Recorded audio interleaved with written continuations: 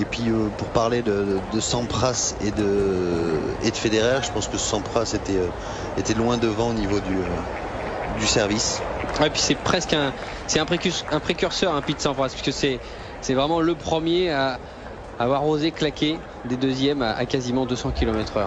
Ouais, et en plus avec précision. Et il avait et je pense que s'il y avait un match, s'il y a un match de Sampras à son meilleur niveau et Federer à son meilleur niveau, je pense qu'un Sampras passerait devant.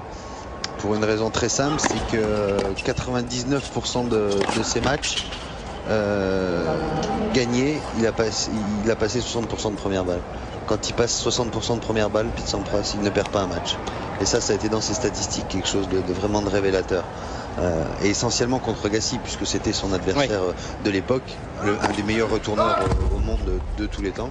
Si Sampras passait plus de 60% de première balle dans le match, il était entre guillemets sûr de gagner. Et c'était une force incroyable de démarrer un match en sachant que ça ne dépendait uniquement de soi le résultat.